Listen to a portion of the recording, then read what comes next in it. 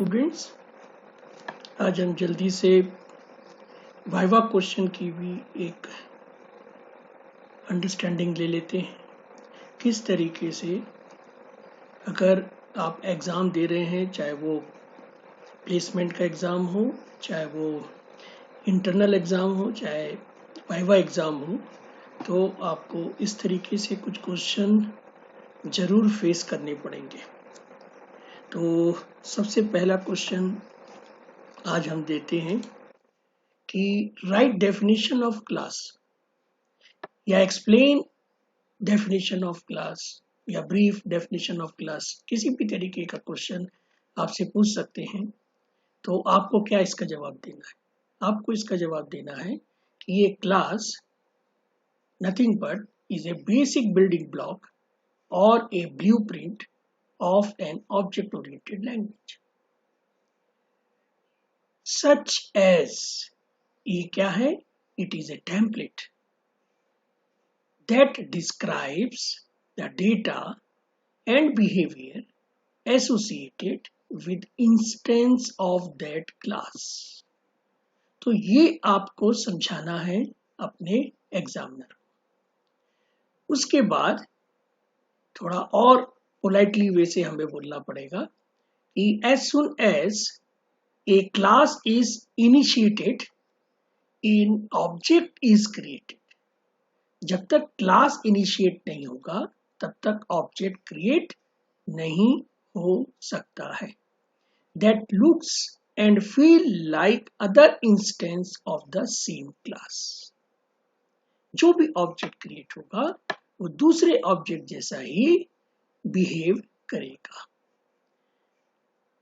जो डाटा आपके क्लास में एसोसिएट रहता है, that is with the class or object is stored in variables, and the behavior associated with the class या फिर object is implemented with method। तो object में variable store होते हैं और method उस object के ऊपर operate। Method are very similar to function or procedure in procedure language such as C। हमने जो भी C लैंग्वेज में फंक्शन या प्रोसीजर पढ़ा है उसी तरीके का एग्जैक्टली मीनिंग मेथड में आता है। तो ये पहला क्वेश्चन आपको इस तरीके से बोलना है। Second question, you may face right definition of object। Object की डेफिनेशन आपको बतानी है। तो यहाँ पे 4 डेफिनेशन या 4 मीनिंग बताए हैं। आप एटलीस्ट 1 या 2 या 4 भी बोल सकते हैं। तो देखिए, सबसे पहले इन C++ object is a real world entity. आपको बोलना है कि ऑब्जेक्ट क्या है? Real world entity. For example, chair, car, person, mobile, laptop, ये सब क्या है? एग्जाम्पल ऑब्जेक्ट के हैं। Object is an entity that has a state and behaviour. ये चेयर है, ये कार है, ये पेन है, मोबाइल है, लैपटॉप है। अगर हम इसके और भी डीप ऑब्जेक्ट को समझना चाहें तो हम इस एंटिटी का और आगे सब स्पेसिफाई कर सकते हैं। चेयर मतलब इजी चेयर, स्टडी चेयर, जिस प्रकार से आप। कार है तो मारुति कार है, हुंडई कार है। पेन है तो आपका फाउंटेन पेन है या फिर स्केच पेन है, जिस प्रकार से आपको बोलना। मोबाइल नोकिया है या फिर आपका सैमसंग है या फिर वीवो है, लैपटॉप HP है। तो इस तरीके से आपको समझाना। तो ये जो रियल वर्ल्ड ऑब्जेक्ट्स हैं उनका एक्चुअली स्टेट होता है, उनका एक बिहेवियर होता है। और ये जो ऑब्जेक्ट है वो run time entity by nature होते हैं। रन टाइम एंटिटी मतलब जब भी क्लास क्रिएट होगा तो ऑब्जेक्ट क्रिएट होंगे, और जब भी क्लास डिस्ट्रॉय होगा तो ऑब्जेक्ट भी डिस्ट्रॉय होते हैं। तो it is created at A run time. ये डमी नहीं हो सकते हैं, ये एक्टिव रहते हैं। ये जो ऑब्जेक्ट है वो क्लास का इंस्टेंस भी कहलाता है। ये all the member of class can be access through object. जितने भी मेथड्स होंगे क्लास के, वो सारे के सारे ऑब्जेक्ट के थ्रू ही एक्सेस हो सकते। तो ये सेकंड क्वेश्चन था। अब थर्ड क्वेश्चन देखते हैं कि right difference between class and object. तो यहाँ पे मैंने 3 बहुत इंपॉर्टेंट डेफिनेशन डिफरेंस दिए हैं, कोई भी एक आपको कम से कम बोलना चाहिए। जैसे पहला डिफरेंस है, a class is a template for creating object. Class क्या है? एक टेम्पलेट है जिससे हम ऑब्जेक्ट क्रिएट करते हैं अपने प्रोग्राम। Whereas the object क्या है? It is an instance of a class.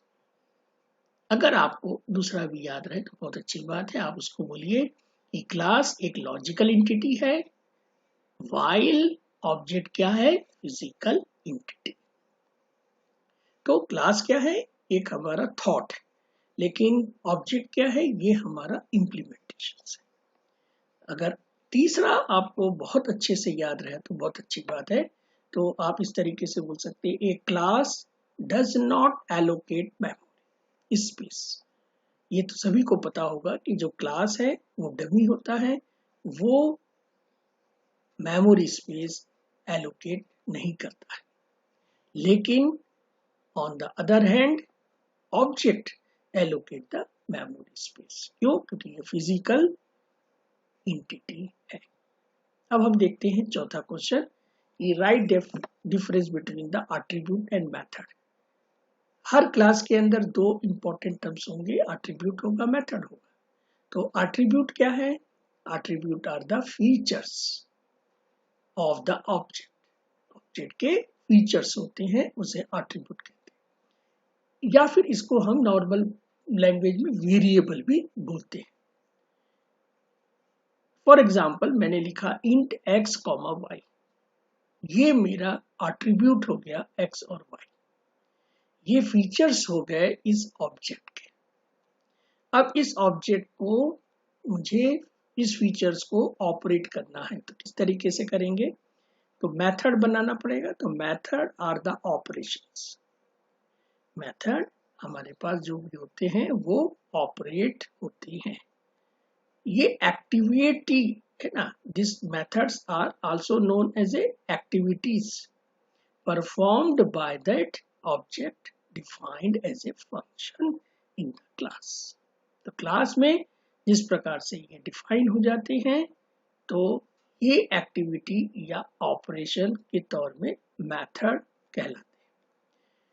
For example अगर हम देखें इस x और y को, तो हमारा मेथड या एक्टिविटी क्या मिलेगा? Add xy। तो इस मेथड के द्वारा हम इस वैल्यू को सम कर सकते हैं। तो this is about the difference between attribute and method. अब हम देखते हैं विजिबिलिटी, प्राइवेट, पब्लिक और प्रोटेक्टेड में डिफरेंस क्या होती है। तो पब्लिक में डायरेक्टली आप बोल सकते हैं कि members are accessible from outside the class. हमारे पास जो भी पब्लिक मोड में या पब्लिक एक्सेसिबिलिटी में डिफाइन रहेगा, उसे हम क्लास के बाहर इजीली एक्सेस कर सकते हैं। प्राइवेट को हम नहीं कर सकते हैं आउटसाइड दी क्लास, और जो प्रोटेक्टेड होता है उसे हम नहीं कर सकते हैं, लेकिन अगर वो इनहेरिट हुए हों तो हम इजीली उसे एक्सेस कर सकते हैं। तो ये मुख्यतः 3 डिफरेंस होते हैं पब्लिक, प्राइवेट और प्रोटेक्टेड। अब हम देखते हैं नेक्स्ट क्वेश्चन कि स्ट्रक्ट और क्लास में क्या डिफरेंस है। सी लैंग्वेज स्ट्रक्ट के बाद फिनिश हो जाती है, वहीं से क्लास हमारा C++ से स्टार्ट होता है। तो इसको हम इस तरीके से समझ सकते हैं कि C++ में structure is a same as a class. Structure को हम क्लास में भी बना सकते हैं, C++ में भी बना सकते हैं, लेकिन इसमें कुछ डिफरेंस होते हैं। ये डिफरेंस मोस्टली सिक्योरिटी बेस कहला सकते हैं। हम ये देख सकते हैं स्ट्रक्चर में, और स्ट्रक्चर एक एक्चुअली सिक्योर नहीं होता है, डेटा के रेफरेंस में बात कर रहे हैं, और उसमें हम इम्पोर्टेंट कंसेप्ट को हाइड नहीं कर सकते, जो कि ऑब्जेक्ट ओरिएंटेड की मुख्य बात होती है। तो हम इस तरीके से बोल सकते हैं कि structure is not secure and can't hide it's implementation details from the end user. अगर हम दूसरी तरफ देखें, क्लास में ये सिक्योर होते हैं और can hide it's programming and design details. तो ऑब्जेक्ट ओरिएंटेड में क्लास से प्रोग्राम बनाएंगे तो ये सिक्योर प्रोग्राम देंगे और आप अपने प्रोग्रामिंग और डिजाइन के फीचर्स को हाइड कर सकते हैं। Member of class are private by default. Structure में अगर हम बात करें तो ये पब्लिक होते हैं बाय डिफॉल्ट। स्ट्रक्चर में जो मेंबर्स डिफाइन होते हैं वो बाय डिफॉल्ट प्राइवेट होते हैं। हम डायरेक्टली इसे यूज नहीं कर सकते हैं जब तक कि आप उन्हें पब्लिक ना बनाएं, लेकिन स्ट्रक्चर में हमें उसे पब्लिक करने की जरूरत ही नहीं पड़ती है और हम डायरेक्टली उसे यूज कर लेते हैं। अब खास सबसे इंपॉर्टेंट बात है कि जब when deriving a structure from a class structure, जब हम इनहेरिटेंस पे बात कर रहे हैं तो स्ट्रक्चर को हम डिराइव करेंगे क्लास और स्ट्रक्चर से, तो default access specifier for a base class structure क्या रहेगा? पब्लिक रहेगा। अगर हम दूसरे तरफ देखें तो when deriving a class, हम अगर इसको डिराइव कर रहे हैं मतलब बेस क्लास से आगे बना रहे हैं तो इसका डिफॉल्ट एक्सेस स्पेसिफायर क्या होगा? प्राइवेट। तो इसको खास इस चीज को थोड़ा सा और समझने की जरूरत है, तो मैं आपको एक और स्लाइड से इसे समझाने की कोशिश करता हूं। हालांकि ये थोड़ा एडवांस प्रोग्राम है। यहाँ पे देखिए एक क्लास बेस बनाई है और एक ड्राइव बनाई है। ये इनहेरिटेंस का थ्योरी है। तो जब भी हम क्लास बेस को डिराइव कर रहे हैं तो देखिए ये क्लास के थ्रू हम डिराइव कर रहे हैं, और जब हम इसका ऑब्जेक्ट x क्या है, देखिए यहाँ पर पब्लिक है। मैं चाहूँ तो इसे डायरेक्टली यूज कर सकता हूँ, लेकिन मैं इसे चाहता हूँ डिराइव से यूज करूँ। तो मैं जब डिराइव से इसे यूज करूंगा तो मुझे कंपाइलर एरर आएगा। क्यों आएगा? क्योंकि ये बाय डिफॉल्ट प्राइवेट डिराइव होता है। अगर दूसरी तरफ हम देखें स्ट्रक्चर में सेम प्रोग्राम है। यहाँ पर देखिए क्लास डिराइव लिखा है, यहाँ पर स्ट्रक्ट डिराइव लिखा है। तो यहाँ से हमको क्लियर समझ में आ रहा है कि जैसे ही हम स्ट्रक्ट डिराइव करेंगे तो यहाँ पे ये पब्लिक बाय डिफॉल्ट डिराइव होगा, और उस कारण से dx = 20, यानी कि मुझे कोई भी एरर नहीं मिलता है। ये बेसिक डिफरेंस है स्ट्रक्चर में और क्लास में। तो अगर ये आपको याद रहे तो आप जरूर इसको समझाएं, क्योंकि यही आपके प्लेसमेंट में ज्यादा मार्क्स दे सकता है। नाउ नेक्स्ट क्वेश्चन हम देखते हैं कि 5 एग्जांपल ऑफ क्लास, और इसी में हम लोग ऑब्जेक्ट का भी जोड़ सकते हैं। चलिए पहले हम क्लास के लिए समझ जाएं कि देखिए यहाँ पर सबसे पहले जो क्लास है आपके पास में पर्सन क्लास है। ठीक है, तो पर्सन क्लास का अगर मैं यहाँ पर बात कर रहा हूँ तो पर्सन क्लास क्या है आपके पास में, ध्यान से देखेंगे आप तो आपको यहाँ पर पर्सन क्लास दिख रहा है। तो इस पर्सन क्लास में आपको दिखेगा एज ए पर्सन क्लास है और उसके ऑब्जेक्ट है। तो इस ऑब्जेक्ट में हमें दिख रहा है कि ये आपके मतलब शायद थोड़ा सा बड़ा करना पड़ेगा मुझको, मैं बड़ा करने की कोशिश करता हूँ। तो ध्यान से देखिए कि यहाँ पे आपको यस अब दिख रहा होगा। तो इस तरीके से ये पर्सन है। तो यहाँ पे जो पर्सन है वो मैंने यहाँ पर स्पेसिफिक नहीं किया है। अब मैं जब ऑब्जेक्ट पर जाऊंगा तब यहाँ से ये पर्सन स्पेसिफिक बनेगा। जैसे ये जॉन बना, ये डेजी बनी, तो यहाँ पे दो ऑब्जेक्ट बने हैं, उनका एज है, उनकी सिटी है, उनका जेंडर है। तो इस तरीके से हमें रियल वर्ल्ड प्रॉब्लम को सॉल्व करना पड़ता है। ठीक है, तो अब हम देखते हैं कि किस तरीके से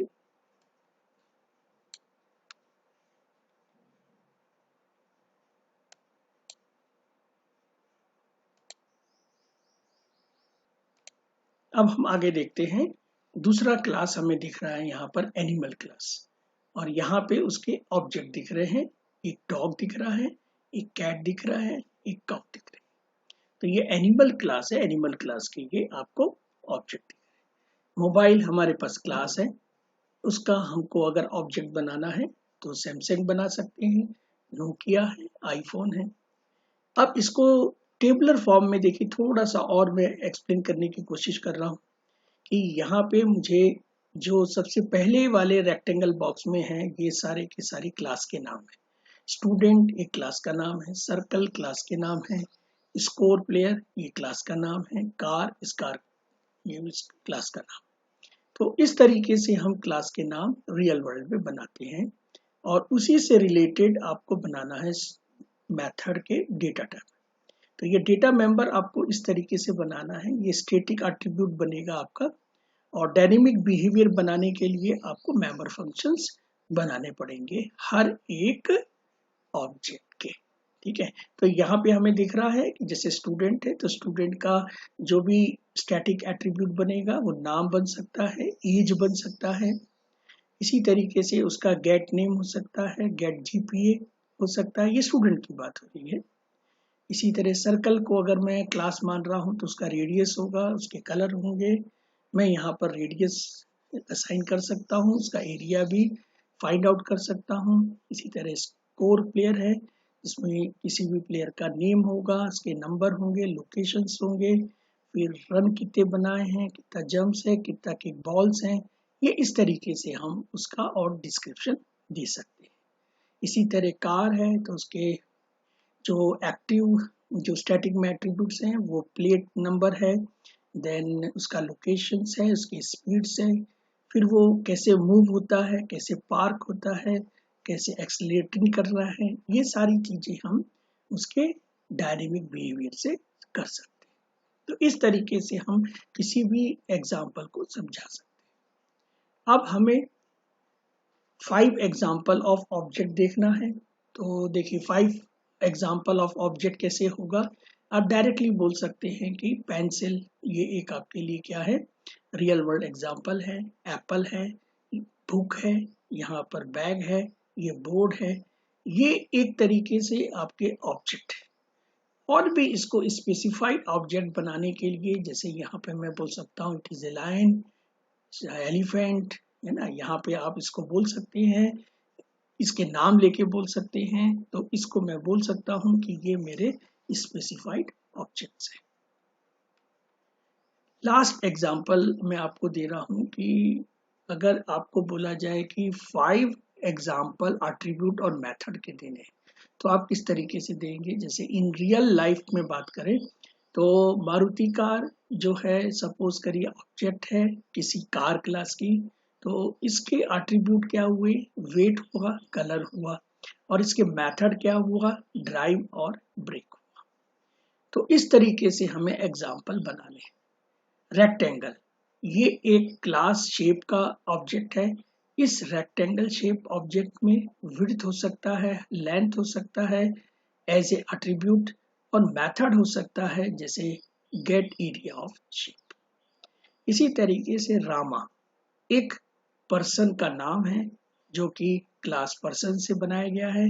इसके एट्रीब्यूट हो सकते हैं जैसे एज होगा, इसका हाइट होगा, इसका नाम होगा, और मेथड बना सकते हैं कि वो स्पीक कैसे करता है, ईट कितना खाता है। इस तरीके की जो हमें बिहेवियर को रियल वर्ल्ड में शो करना है, इस तरीके से हमें बताना पड़ेगा। तो आज हमें कुछ टिप्स मिल गया है कि हम इसे वाइवा में ऐड कर सकते हैं। Okay, good luck.